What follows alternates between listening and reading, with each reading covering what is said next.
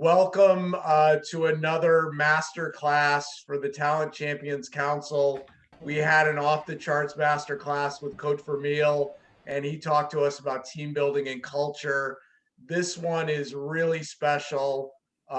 Individually, Claude and Kara, that's like off the charts. Put them together, like this is ridiculous. Megan Riley, who I'm sure is on here somewhere, she literally has told me 20 times this is like her Christmas. She was so excited about having these two together. So we're really, really excited. Couple little housekeeping notes. So what we're going to do, I've got a couple quick questions for Kara and Claude, and then we're going to open it up for Q&A.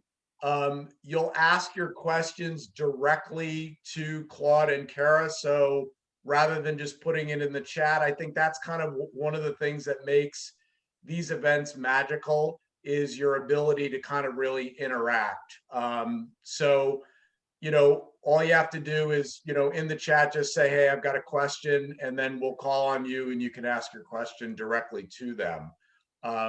But we probably couldn't have picked two better people to talk about talent and talent strategy than Kara Goldin and Claude Silver. So for anyone, I don't even know how this would be possible, who does not know who they are, Kara is the founder and CEO of Hint. So to say that we are a Hint family would be putting it mildly, because I did an inventory this morning. We've got the sun stick, we have the deodorant, we have the hand sanitizer, we have every Hint product known to man. And she has built just an absolutely phenomenal business. And I won't even go into the awards because it would take too long. We'd run out of time. Claude Silver is the Chief Heart Officer for VaynerMedia. She's my favorite person in the people business. She's just an absolute rock star. Every time I hear her voice, literally, I think that my heart rate and my blood pressure goes down. She has the incredible ability to make people feel great and comfortable. And it's no wonder that VaynerMedia is now, I don't know, close to 1,000 employees and just absolutely killing it. So to have these two together is an absolute treat. At the end, I'll go through kind of what's coming up in TCC, because we have 4 events coming up in March. I want to make sure that everybody's aware of that. We have our first Champions Chat on Wednesday, and that's with me, and that's kind of a networking event for everybody. And then I'll talk to you guys about what we're doing on Clubhouse. But without any further ado, I wanted to introduce you guys to Claude and Kara. And guys, thank you so much for joining us today. We are fired up. Thank you.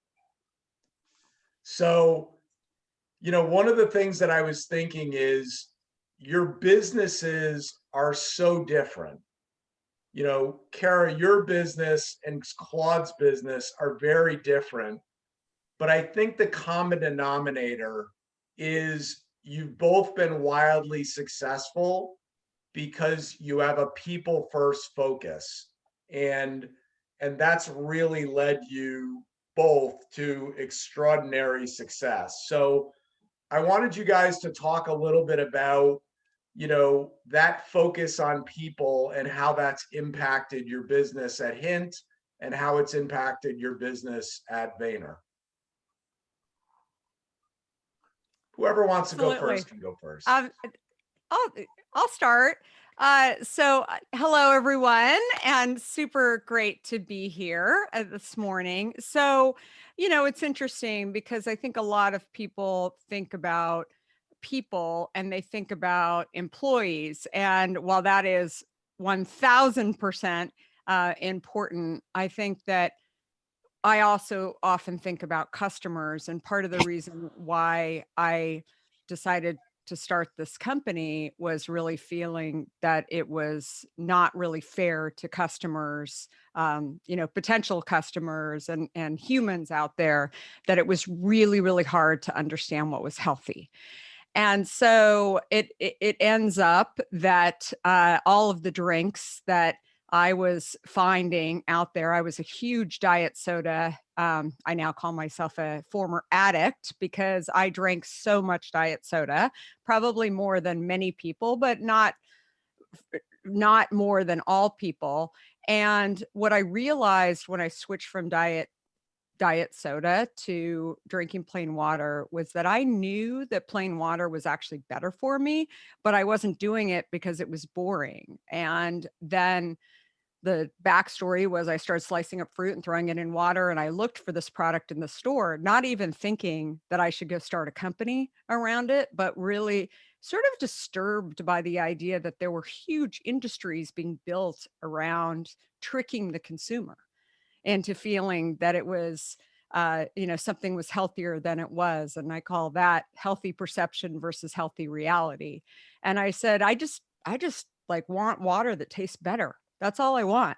And so then I decided to get this launched on the shelf, really to not to start a beverage company or, become an entrepreneur, but because I really wanted to help consumers and really be an advocate for consumers. And 15 years later, that's how I view my role today. I'm an advocate for consumers. So you mentioned the sunscreen and the deodorant, and people are like, "Oh, did you always know that you were going to build a platform for health?" No, I'm still trying to solve consumer problems. And so when I think about really being an advocate for people, I think that it really, for me, is twofold. It's not just the customers, and many times the customers didn't even know they had a problem, right? They were Mhm. identifying it as they were drinking this drink, and then they thought it tasted good, and that got them back to, kind of thinking how, wow, I've been fooled, and that was my story.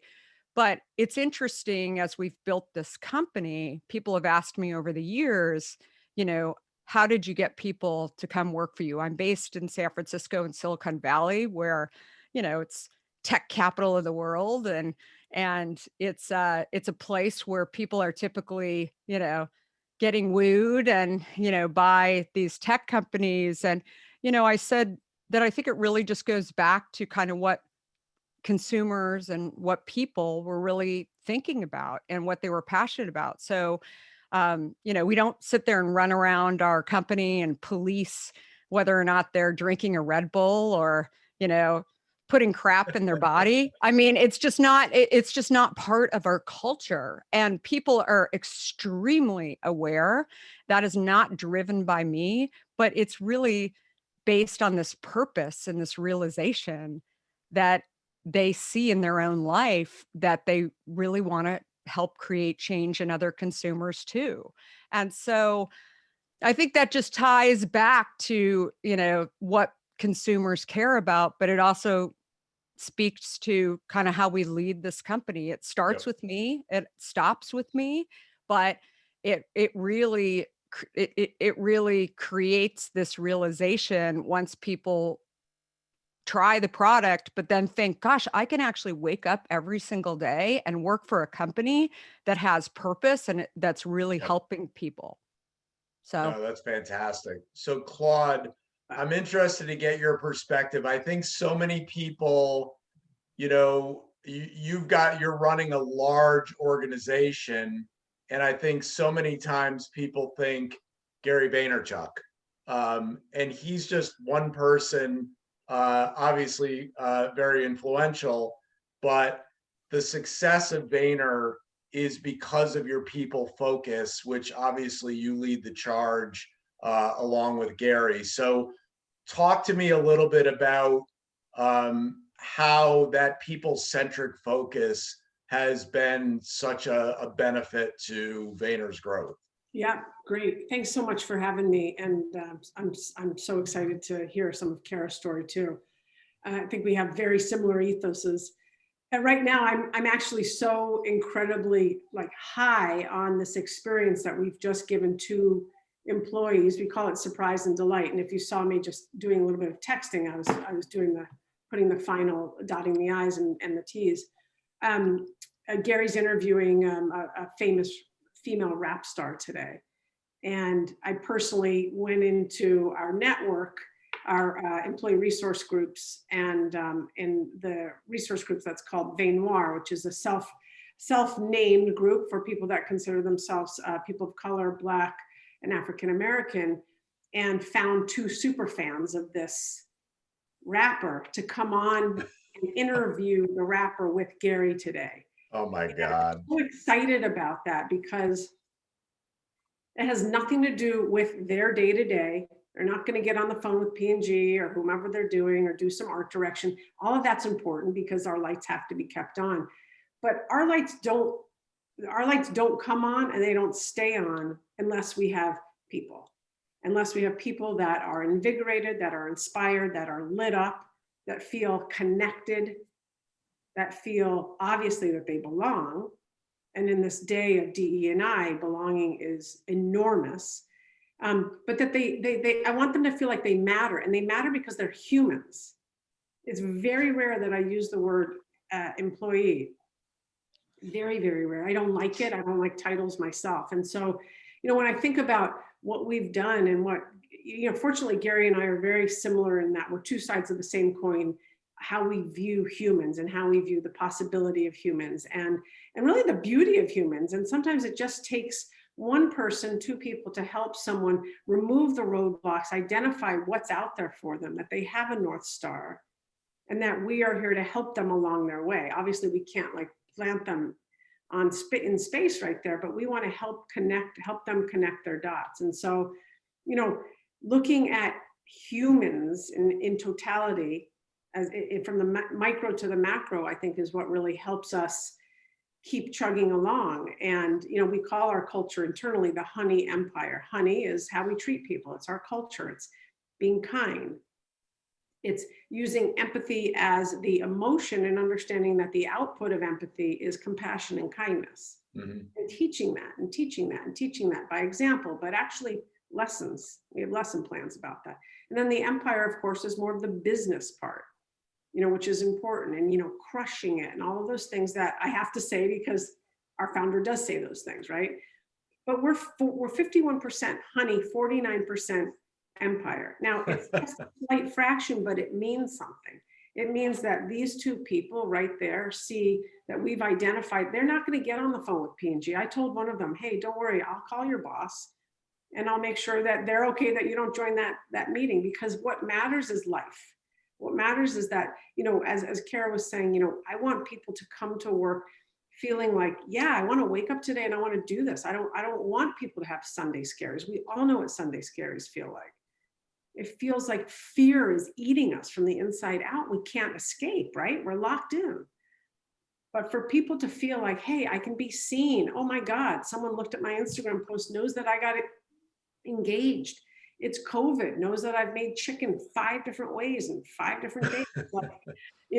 So it's a long-winded way of saying, like, putting people first is the only thing that matters. Yep. And when people ask me, like, what's the ROI? What's the ROI? What isn't the ROI?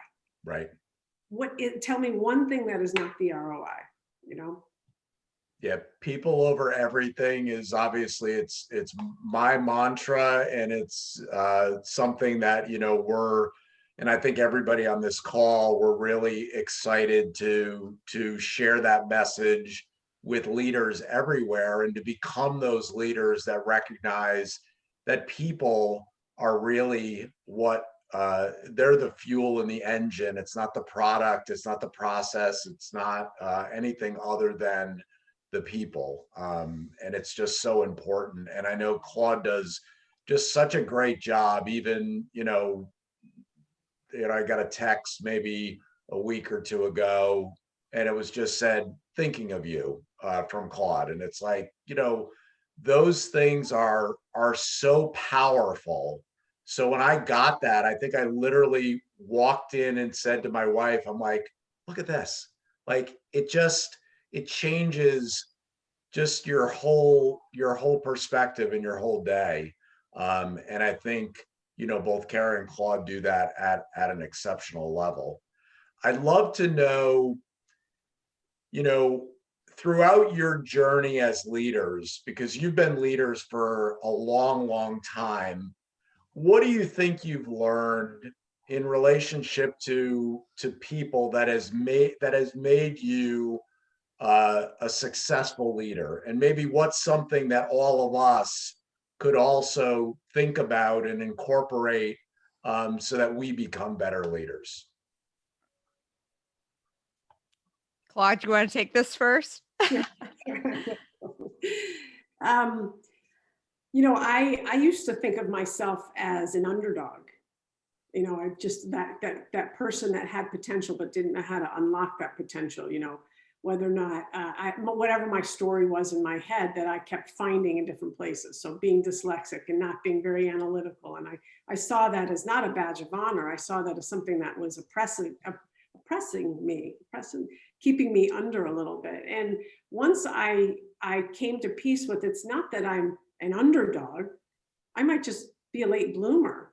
That was much more of a badge of honor, in fact, that I wanted, that I wear actually today. And so the lesson in that for me was, hey, I needed to check my stories. And that obviously takes a lot of work and a lot of self-work and people around me that are brave enough to point things out to me.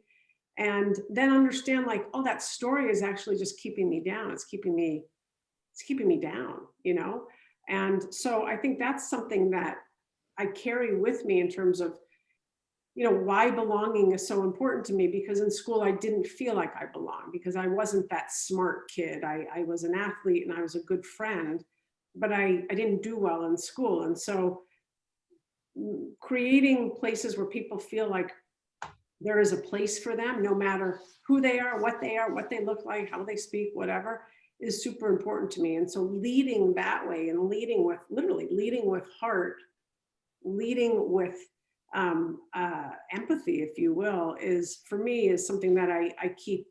It's the only uniform I put on all day, which is even silly to say. I don't even put it on. It's just who I am. So I think, helping people reframe their message. I think more, I've seen it more than in young women, but I know it's in young men as well.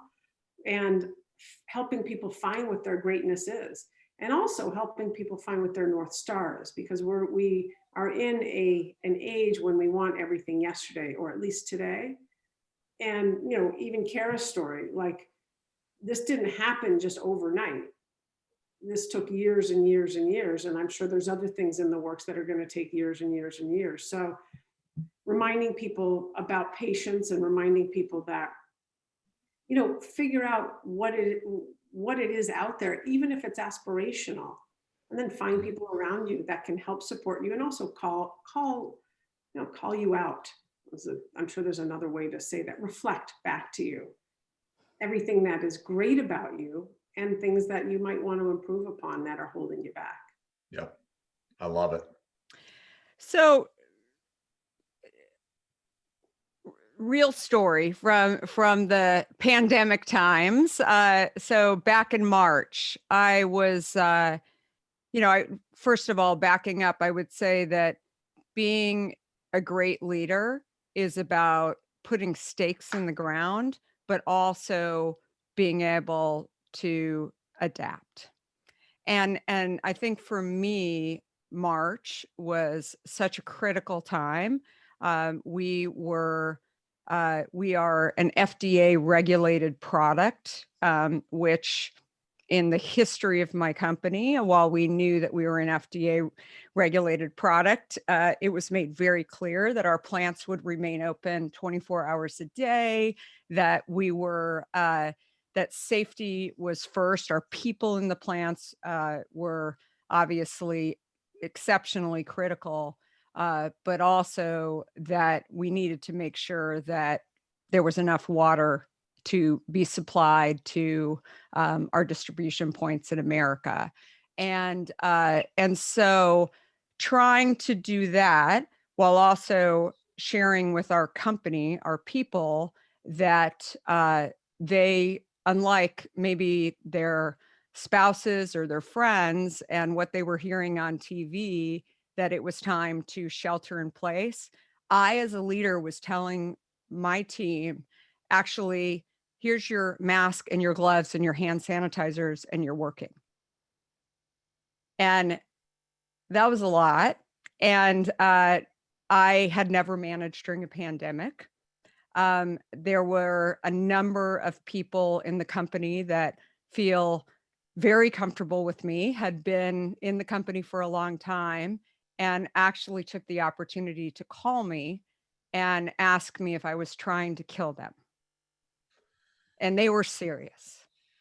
So, so the way that I decided to lead was to actually put on my clothes and my undaunted hat, and I went out there in the field and took on a route. I went back to where I was 15 years ago, and I started going into Whole Foods and Target stores and put myself in the exact same position that my sales and my merchandising team was in, because I thought, I'm not going to ask them to do anything that I wouldn't do myself. And so I've had a number of people come back to me and say, how did you know how to lead like that? I didn't know how to lead like that. But my gut was that I could not sit there and look my team in the face that I love very much and tell them to do something that I wouldn't be willing to do myself. And that, I think, for me, was a true test of leadership, but also a not only from a ability to run a company. I mean, we had very successful growth last year, but also in a time when my team quickly turned around because they saw that their leader was willing to jump in. I think that the other piece that I've seen during this time is, at times I feel like I'm a den mother. And I've said this to my team, because I used to say that teams in our company, we have one big team, but then we have different teams. One is direct to consumer, one is sales, one is merchandising, one's marketing, creative, etc. But what I realized is that the importance of one-on-one and how people are dealing with this pandemic. Some people were living alone, and it affected them very differently at all levels. Some people were homeschooling. Some people were single parents, right? And trying to figure out how this all worked. Again, at a time when, we were saying, come on, get out and work. And I think what I realized as the CEO was that I had to rely on my teams to be able to go and manage and do the directive. But I also needed to jump in there we don't have 1,000 people. We have 200 people throughout the US, but it was very, very different. And it was a time when a lot was going on, but I think for me also, maybe that's my second book when I go back and look at it, because I learned so much over the last year. And and it was as I always say, you're going to learn things if you look back and you see what happened. And I took a ton of notes, but I think that there's definitely I would say that going forward, leadership to me is not so cut and dry about being a visionary leader or being a financial leader, whatever it is. I think it's really about what Claude said, empathy, but sometimes it's one-on-one. And this was the time, and that one-on-one has not stopped just because things are starting to get better. I think it really is it's something that I think will continue for a while. I love it. So I am going to open it up. We've got about 35 minutes left, and I want to make sure that we get in as many questions as we possibly can. So I unfortunately have not been keeping up with all the chat because it's going absolutely nuts. I do know Mayan Gordon has a question. And I think I saw April has a question. So we'll start with Maya and then we'll go to April. Kathy, if you could take a look and then call on some of the other folks. Let's open it up for some Q&A. Awesome. Thank you so much for both of you for being here. And I'm not sure if am I asking like one person in particular, or can I leave it open to both? You do it, you do whatever you want. All right, so this is for both of you. But do you have any type of growth strategy for your leadership skills? Or conversely, have you had any particular experiences that you felt really grew you as a leader? And to give context, like leadership is something I value very highly, and I'm doing lots of things that I think are helping to develop my leadership skills, but I'm wondering if you guys have anything that you actively participate in or do that you've noticed has really helped you grow as a leader. Outside of the Talent Champions Council, that doesn't count.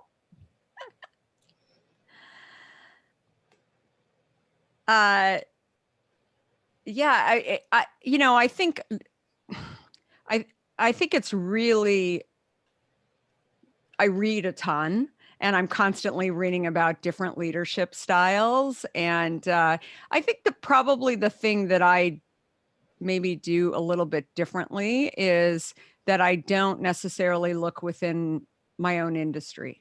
I think oftentimes you think automatically that you need to look around at, food and beverage, right? I mean, to Scott's point, I mean, joining something like the Talent Council or areas where, you feel like you're going to get the most growth, oftentimes even where there's different styles of leadership too. I think that's where you're going to find where you can kind of pick and choose out of different groups. And so I think that is, I think that's been the most important thing for me. And I think today there's just so many options to be able to find those conversations going on too. Scott, you mentioned you're doing a clubhouse. I mean, obviously that's kind of the hottest thing going on right now, where you get to hear people talk about different styles as well. But I do think that leadership changes. And I think,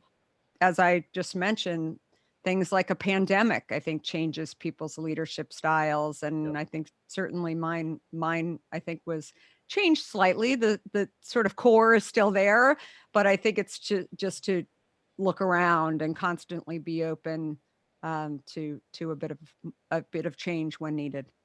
Fantastic. Awesome. Love the question. And I think piggybacking off of what Kara just said, leadership is really fluid. I think for me, I can always know that I'm grounded in who I am and the way I lead, and that's not going to change my fundamentals and how I put people first and where I come from and how I see people. But I think, the pandemic, the murder of George Floyd and Black Lives Matter. I mean, I don't think there had ever been a time in my life where I had been a leader that I had been thrown into a little bit of an emotional tailspin, quite frankly, when I was dealing with so much emotion coming at me and questions and honest questions like, what are you going to do about it? What are our numbers? What are you going to do about it?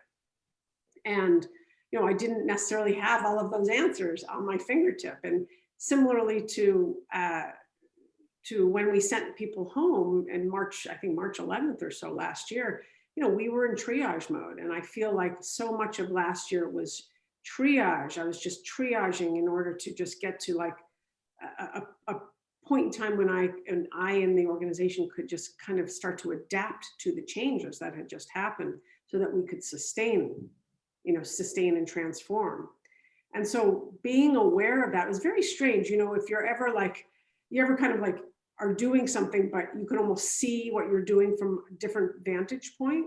Mm-hmm. For me, that's something that definitely was happening while I was leading through this very difficult time. And it was just like, one avalanche over another avalanche over another avalanche, and letting people go, and we weren't able to do raises, and that communication, and why would those, you can only imagine 1,000 people with 1,000 questions, which is totally cool. But I didn't have all of the answers. So leaning on other leaders was really important. I always say, take the gift and leave the rest. That's something that stays with me always, because there's so much for me to learn.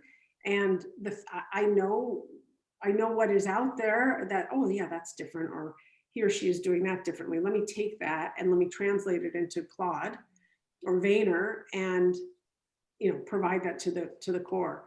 The other thing that I always stay very close to my roots in hospitality. And so I always say that, everything I learned was from waiting tables and bartending. And I truly believe that. So Setting the Table is a book that is always near and dear to me, Danny Meyer's book, because it talks about hospitality and customer service and always putting people first. And that's really empathy, again, going back to that. So I use a lot of different things. I mean, I read Tara Brach quite a bit. I like Buddhist psychology because it grounds me.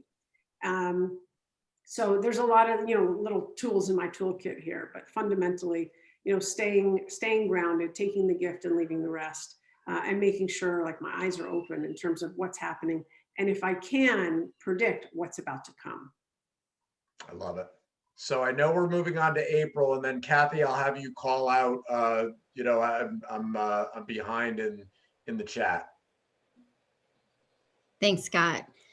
Kara, Claude, I admire both of you and your work just a great deal. And one of the things that I see with CEOs and leaders is that some folks really understand that putting that focus on people first is not just the right thing to do, but it's also the most financially successful thing to do. But for those folks that maybe don't see that, I would love to hear examples from both of you for your work where you've really seen that pay out from an ROI perspective. Because for those folks that find that idea counterintuitive, those kinds of examples can be really powerful when you're trying to help them empower their people. I'll shoot first. I think it'd be really interesting we both come from different vantage points. So I'm not a CEO. I'm doing things and then showing our CEO in many different ways. Although he's a believer in putting people first, I show him quant and qual data. That is very helpful. So for me, obviously high retention rates, word of mouth referrals, those are things that absolutely save us money. And that's really important to our bottom line. Of course, but when you put people first, especially today, right now, when we are focusing on people's emotional health and emotional fitness, burnout is at an all-time high. We all are reading the same articles, right? Especially women and moms, not coming back to the workforce. All of these things are real. Every single one of us on these squares understands and is in this world. Helping people figure out ways to find breaks in their day, helping people figure out, how to empower them to let someone know I'm not going to be on camera today because I just can't, or I'm just over it, or I'm looking at myself as too much. The littlest things, and then the macro things. Play is a really big thing. So what I'm saying is all of these little tactics that we can all come up with, I believe at the end of the day, help the emotional health of a human being and the emotional health of a company. And that means potentially less sick days. That means potentially more innovation and creativity. That means potentially a less harassment claims. We can go on and on. Potentially less theft. There's a list, I think, it was actually Tony Hsieh from Zappos, the late Tony Hsieh, had put out in his happiness book a long time ago, the ROI of happiness. And there's some great, although it's a little bit dated, there's some great stats in there. So anyway, that's kind of coming from what I said in the beginning. I think, and I know this is kind of lofty to say to a CEO, but what isn't the ROI, especially when it's humans that are doing the work? Even if you have a robot, a human put that robot together. Yeah, absolutely. I mean, I would just say that it's happy people, happy company, right? And I think that the biggest challenge is that I go back to something that Steve Jobs said and maybe even twist it a little bit, but asking employees how they'll be happier is really tough, right? And especially if you look at in today's day and age, I think I remember at the beginning of this pandemic, I mean, everybody was celebrating working from home and, oh yeah, we can do this. And, the boomers will eventually catch up and figure out how to get on Zoom and all of those conversations.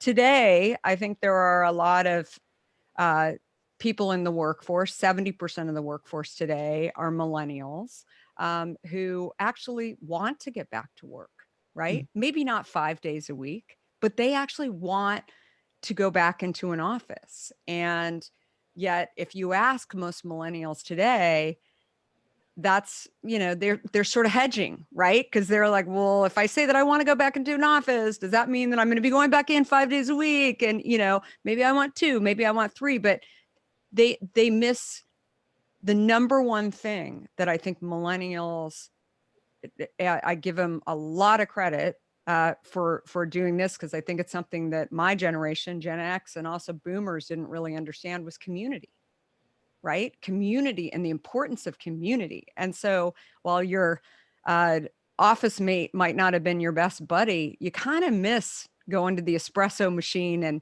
hitting the button with that person and just small talk, right? That you're not getting at home. Yet millennials today are not necessarily,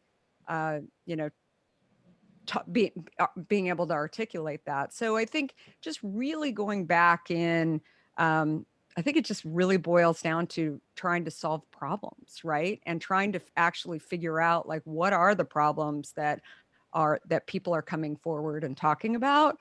And that ultimately goes back to what Claude mentioned, is happiness, right? And how do we make people happy by actually trying to help figure out how to solve problems?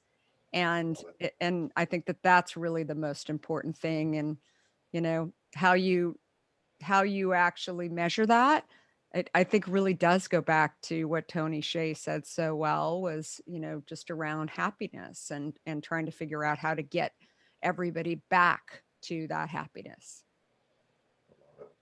I love it. Thank you. Mm-hmm. All right, Eric Silverman, you're up. Hey, everybody.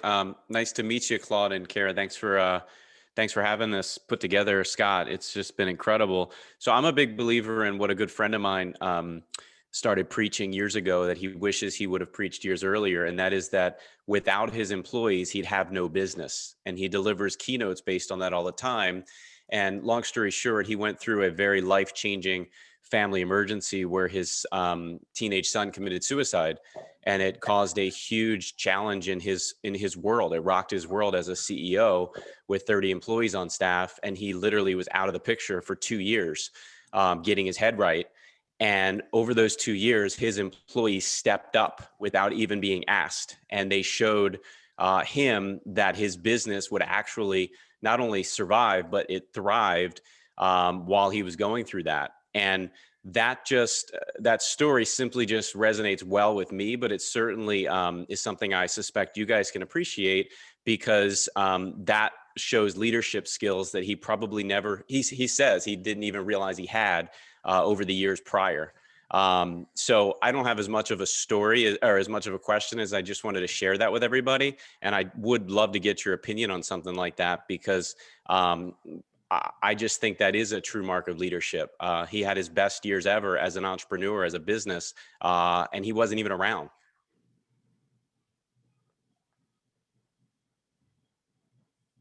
Yeah, and I'm sure there was a ton of work prior to that in actually making people feel like they were owners and that they wanted to actually step up and help them. I think being a leader is also somewhere along the way, I feel like there's previous leaders that I've heard talk about, like you might not be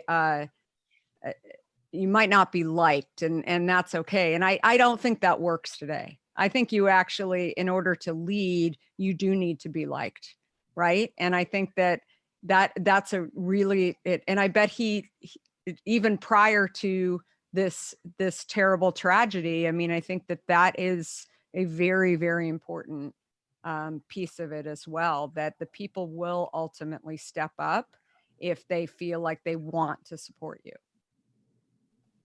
I agree completely. And I think one of the marks of a real leader is, are you removing fear from the system? I mean, first of all, you're not causing fear, but are you able to remove fear from the system? Because no one operates well in fear in politics and all that gunk that comes with it. So one of the things that we say a lot to our senior leaders is, if you, for whatever reason, couldn't come back to work for 3 months, whatever happened, do you have a strong enough bench? Do you have the right people in place? And not the right people that can just make the money. And that's not what I'm talking about. I go, always go back to the honey empire, and optimism is such an incredible, powerful force. And there is such a thing as learned optimism, and optimism by osmosis. And are you a leader? And do you have leaders that can do that? That can really carry forward, your values, your mission. And I don't mean the things that are written on the wall. I mean who you are, who you really stand for when you get up and address in all hands, or to Kara's point, one-on-ones. I mean, we're such a high touch culture. Without our one-on-ones, we might as well shut our doors and become one of those other great agencies that are out there, but they're not like us. So, it comes back to people over everything, and being really It always does. authentic about it. I was interviewing. I have a podcast called The Kara Goldin Show, and the episode hasn't come out yet, but I was interviewing a guy named David Novak. If you guys know who David is, he was the former chairman of Yum Brands, and he's retired now. Super good guy, and he won tons of awards for being this incredible leader at Yum, which is KFC and some of the other retailers, or fast food restaurants that are out there. Anyway, it was really interesting in the conversation, which it should be out in a couple of weeks. You guys have to listen to this interview. But he talked about praise, and how what he realized was that he didn't do until later on in his career was actually take the time to praise people. And he had these awards for, and when I was interviewing him, I asked him, so like, okay, praise, like, then there's all these complications, because then if you praise one guy, and then do you have to praise the guy that's in the same group? And it was interesting what he said was that he had originally gone and interviewed this gentleman at this factory, and who worked for him, and he had some of the highest output, and all of his team, really liked him a lot. And he was giving him an award, and the guy started crying, and he said, "Don't cry. Like, we're just giving you an award because, you've got great numbers, you've saved the company money, you've done great," and said all of these things. And he said, "I've worked here for 24 years and no one has ever praised me." And he said at that point, he thought, how awful, like, to live in a world where every single day you show up and yet you're not actually being praised. And he said it was a miracle that this guy continued doing what he was doing every day. So he decided to actually start praising his employees. And it wasn't like 4 times a year or once a year. He would just do it randomly. And he would give people awards when he saw something that was outstanding. And he said that that the output was just amazing. And then his managers started having their own awards as well. And anyway, it was a really, really powerful talk and really inspiring. And Scott, if you haven't heard him talk, he's right up your alley, because Yeah. I was just sitting there wanting My kind of guy. 3 more Definitely. hours of this guy, because it was so powerful. Love it. Kathy, who do we have? All right, Megan Riley. This is her Christmas. Oh my gosh, you guys, I am beside myself. I love Claude and Kara so much, and I'm just happy to see both of you. This is seriously like really exciting. And everybody at TCC is such a great group, and Scott, I'm so grateful for this. So I theoretically, and everything you guys have said has been just awesome, and it's validating, and it's inspiring, and it's so helpful. I'm coming with a little bit more of a tactical question as a leader of a company. And Claude, when you said the thing about like it's been like triage, that's what it has felt like for a long time as a leader of a company. And you know, we go into schools, my business goes into schools, and so that was a challenge. And you know, we're finding our way, but it has been hard. So what I'm so excited about is what's coming. I'm so excited about helping people get back on track and having things to look forward to. We missed our conference last year. We have one now.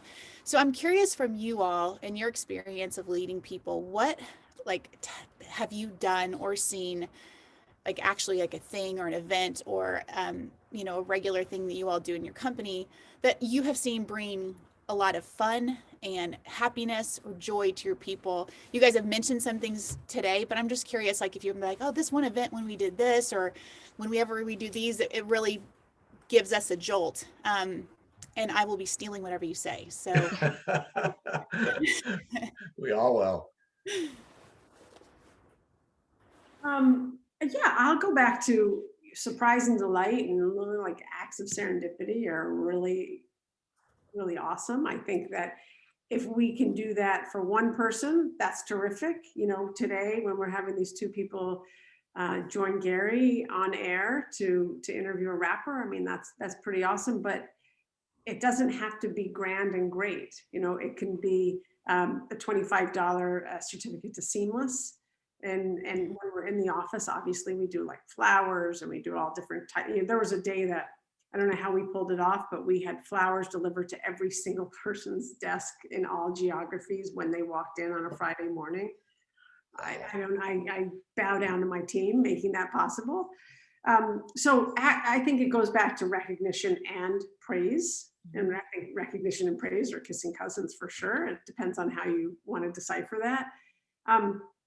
Making people feel seen and that they matter, like that they matter, that they're valued is so incredibly important and juicy, and the oxytocin just flows from there.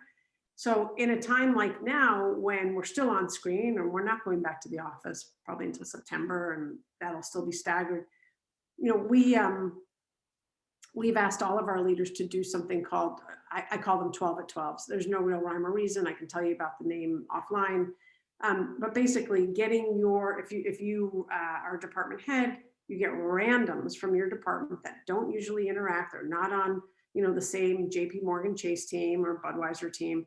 And then you have icebreakers, and it's 20 minutes and that's it. And it's fun. And you talk about whatever, you know. So I sent them like a list of icebreakers. It's just that for me, I'm giggling because it's common sense, because I get the luxury of thinking about these things all day, and I'm not out there, you know, walking the halls of clients anymore like I used to. But taking time, allowing people this natural time out to just have that like cognitive time out, you know, they used to get when you go for a coffee walk with people, or you go to the water cooler or the espresso machine, and bringing people together and connecting. I think that is so incredibly important, especially on screen. Connection is something that we need. We're used to it in physical, when we're physical proximity with one another. And so again, acts of serendipity, surprise and delight, connection, and letting people just like take the pressure off their brain for a bit. Love it. We actually this afternoon, I cannot even wait. We are cannoli making. So from Mike's Cannolis, we sent the team in Boston, we sent the team boxes of the cannoli stuff. And so we're going to be doing that on Zoom in smaller groups. We've done larger groups. We're starting to go to smaller groups now. And it's interesting when you say the first 40 people that sign up, how often like people are like on it, right? And we've done wine tasting. We've done how to make the best cheese board. And so we bring people together. And I think more than anything, what I've seen is just that it's just the laughter, right? Along the way that is so much fun.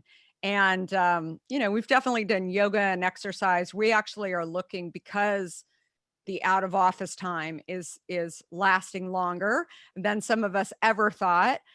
We are really looking to do lots of them. So if you don't want to show up, you don't have to show up, but it's fun how many people are actually showing up. I think that the hardest thing for me is finding the weird, right? Finding where people are like, oh gosh, I've never made cannolis before. So everybody, I mean, that actually like went in 20 seconds. I mean, when that email went out, now people are, we're not doing the typical, we're trying to find the weird. But definitely, I think that the more you can bring people together in this time and to do things that maybe they wouldn't, I think it really is key. Thank you Fantastic. both. Awesome. Thank you. Awesome. Kathy, I think we can sneak one more in. I know Kara's got to leave us at 1 or 10 her time, but who's next? All right, that's Andrew McNeil.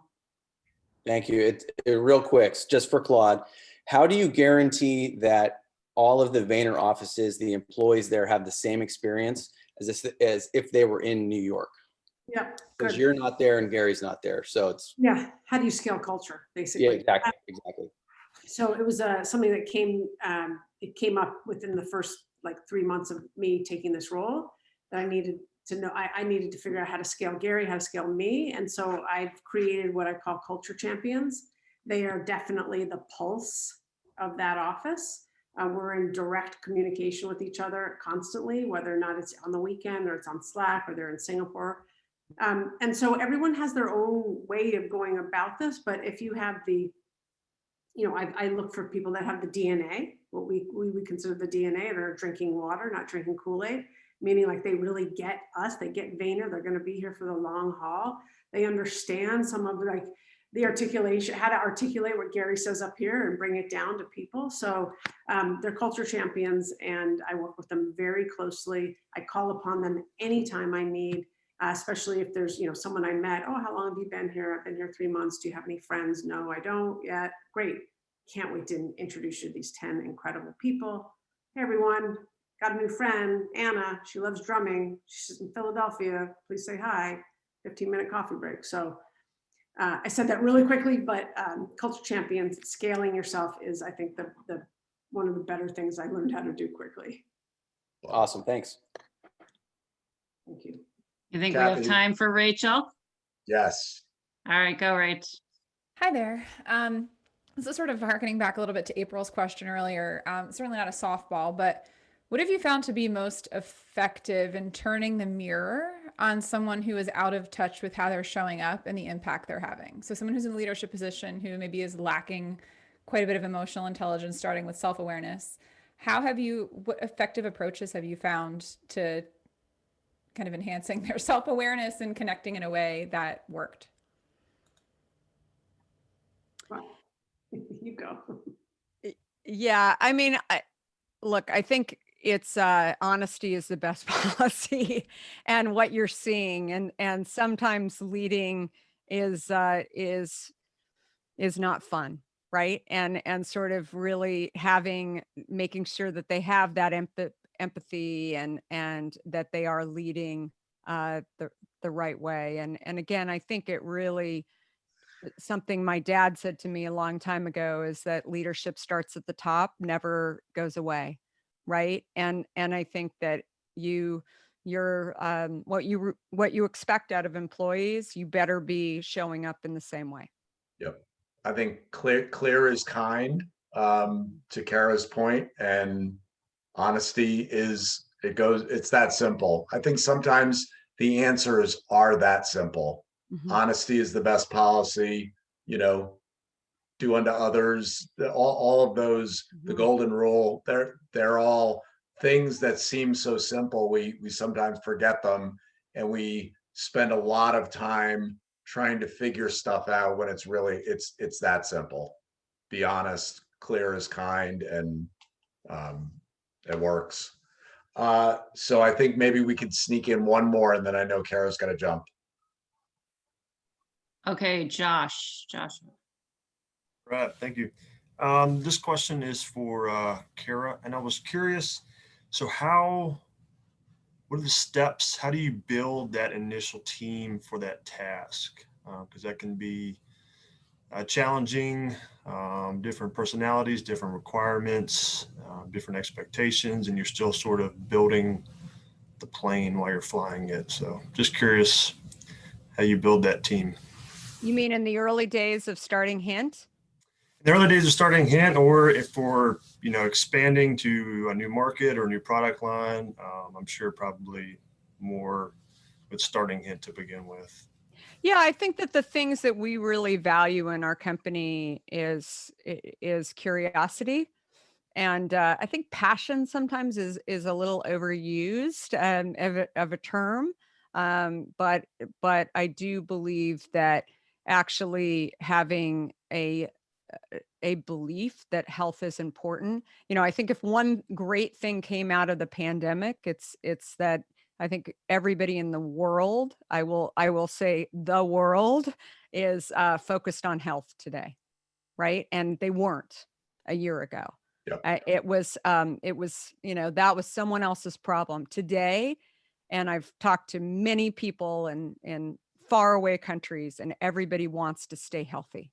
And I think that is exactly what we saw in the beginning of Hint and what we see today in Hint, that people in their own way sometimes, but it really starts with that. But when you're starting a company, as I talk about a bit in the book, when you're growing a company, they're different people, right?